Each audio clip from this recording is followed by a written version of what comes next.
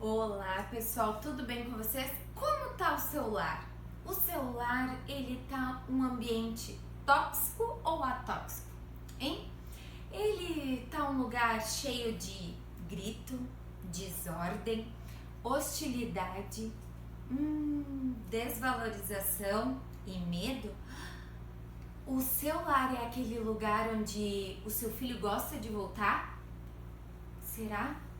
Celular é aquele lugar onde tá tudo sempre assim embolado, bagunçado. Sabe que um lar equilibrado é a fonte de bem-estar. É um lugar onde sempre nós queremos voltar. É aquela memória afetiva que você lembra da infância, o lugar aonde você sempre gostaria de estar. Isso mesmo, sabe que existem algumas atitudes que podem deixar o seu lar mais tóxico? Pode deixar o seu lar mais triste, talvez onde os seus filhos não queiram estar. É isso mesmo, o seu lar pode estar assim. Filho, sai daqui, para! Ou pode estar uma bagunça total onde você não encontra nada nunca, ou cheio de coisas guardadas que você reteve lá assim, isso eu não posso jogar fora, nem isso, nem aquilo. Ou talvez ele tá assim, sai de perto de mim, eu não quero te ver. Ou tá assim, nada que tu faz tá certo, eu não aguento mais. Ou aquele lugar que dá arrepios, calafrios. Isso mesmo.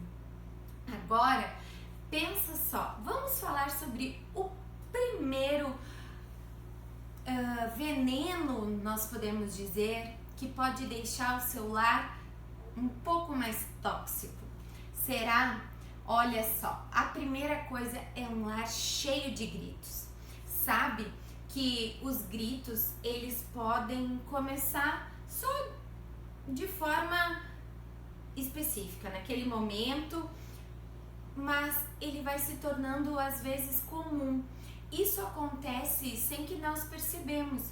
O celular, ele pode estar hoje tranquilo e aí você ficou um pouco nervoso porque está trabalhando em casa, aí você começou a falar um pouquinho mais alto, aí você começou a gritar mais um pouquinho e quando você viu, o celular não consegue ouvir a televisão ou o celular em menos de volume 30, 40, porque tá uma gritaria. E vocês sabem que estudiosos de Harvard, eles disseram que são consequências na nossa vida, no futuro, nas crianças muito maiores. Os gritos, eles podem alterar permanentemente a estrutura cerebral de uma criança, afetando as duas metades do cérebro, o lado esquerdo, lógico, e o lado direito, emocional. Isso mesmo, os gritos, eles afetam as duas partes do nosso cérebro. E aí não conseguem ter as sinapses e fazer com que no futuro nós não consigamos ter as escolhas certas. Podem causar um desequilíbrio emocional. E como resolver isso? É uma forma bem simples. Não grite. Não grite. É difícil. Sabe que a minha família, quando se reúne, é uma barulhada. E eu tenho tentado mudar isso a cada dia com a minha filha. No meu lar, falando mais baixo, ainda mais porque eu sou professora, a gente acaba tendo um tom de voz um pouco mais alto porque a turma precisa ouvir. Mas lá na nossa casa, eu não preciso falar tão alto com o meu filho. Lá na minha casa eu não preciso falar tão alto com a minha filha. Eu posso falar com uma entonação de voz que ela perceba que eu estou conversando com ela sem gritar, que ela consiga perceber o som das outras coisas ao redor. É, só isso. Bem fácil. Nem tão fácil assim, mas totalmente possível. Segunda coisa é um ambiente hostil. a hostilidade. Se você entrar e pensar em uma casa hostil, é um lar onde é bem pesado, mas se nós formos juntar essas coisas, até o seu ombro ele começa a pesar. E dessa forma, quando nós somos hostis, só aquele que é mais forte vence. Aquele que tem o maior poder, aquele que exerce a voz mais alta, que grita mais alto, é aquele que vence. Há casos de que as pessoas, quando elas se mostram tão hostis, elas se bloqueiam, elas não conseguem vencer os seus adversários. E pense na sua casa, ela não é um campo de batalha, ela não é uma guerra. Você não precisa estar sempre lutando dentro de casa. Você pode estar transmitindo amor dentro da sua casa. Então, a cada dia, perceba o seu lar como um lugar onde você não está procurando os culpados, você quer encontrar as soluções. Isso mesmo, você quer desenvolver soluções para os problemas. E quando o nosso lar, ele acaba sendo um lar cheio de desvalorização. Você está desvalorizando, você está só dizendo ali, fica quieto, olha, tu nada que tu faz é certo, eu disse pra te tirar o pó e tu não conseguiu, eu falei pra te fazer isso e tu não fez, que criança é essa, nada faz certo. Sabe que eu ouvi da minha filha outro dia assim, mãe, mas eu estou fazendo do meu jeito. Então, valorize o jeito que o seu filho faz as coisas. Valorize ele ter a atitude de fazer. Não desvalorize a criança a cada dia.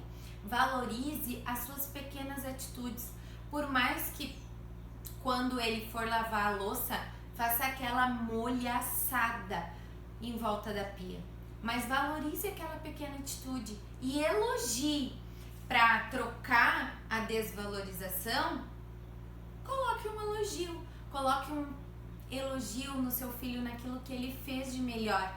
E ensine ele naquilo que ele ainda não aprendeu, que ele não está fazendo tão certo, às vezes, como nós queríamos, mas é o jeito dele. Aprenda a entender o jeito do outro, entenda o jeito do seu filho e não desvalorize, elogie. E o seu lar tá cheio de bagunça e desordem? O que você acha? Eu não sei. Sabe que quando nós temos um lugar onde é organizado, aonde nós conseguimos trabalhar, fazer as coisas, você se sente bem melhor. E a ordem, ela é tão importante que ela afeta até o processo de alfabetização das crianças. Imaginem vocês, quando vocês vão escolher a escola para o filho de vocês. Vocês querem aquela escola toda bagunçada, onde não tem lugar para nada, não tem lugar para a criança colocar a mochila, não tem lugar para isso, Não, eu quero uma escola bem organizada. Mas lá na sua casa, seu filho não aprendeu a organizar o quarto. Ele não sabe classificar os brinquedos, ele não consegue arrumar os garfos e as facas e você não está ensinando ele. Mas quando chegar na escola, eu quero que uma escola seja bem organizada. Então, organize o espaço dele em casa, ensine ele a organizar. Porque a alfabetização, ela tem ordem e o seu filho precisa ter ordem na sua rotina. Ele precisa ter ordem no seu quarto, arrumar a cama. Ele tem que ajudar a organizar as coisas. Ele não pode viver com os brinquedos espalhados na casa. Ele precisa brincar, terminar de brincar, organizar. Porque lá na sala de aula, ele vai ter que organizar o seu material. É muito comum nós na educação infantil e nas séries iniciais percebemos que as crianças não conseguem nem organizar a sua mochila. Elas não conseguem colocar as coisas dentro da mochila. Acabam se esquecendo ou deixando as coisas na sala de aula e vem os bilhetes. Prof, meu filho por acaso deixou em casa não, né? Deixou na escola o caderno, viu onde está? Sim, nós guardamos o casaco, o caderno ficou na sala de aula, porque tem sempre alguém guardando para ele, ou tem sempre alguém arrumando, ou ele já está acostumado a ficar na bagunça do seu quarto. Então, seu filho ele precisa aprender a se organizar para que no processo de desenvolvimento futuro de alfabetização, ele já consiga se organizar e se organizar mentalmente para a leitura, para o seu desenvolvimento. E agora? E a sua casa tá cheia de medo? O seu filho já tá dormindo no quarto sozinho? Ou ele fica com medo, fica sempre com receio, ou ele tem medo de expressar a sua opinião porque você não vai gostar, ou vai gritar, ou como que tá? O seu lar, ele tem um som de medo? Sabe que nós não conseguimos muitas vezes ouvir o medo, mas nós percebemos o medo. A cada momento, a gente está desenvolvendo as crianças. E a nossa casa, eu sempre falo isso, é a primeira escola.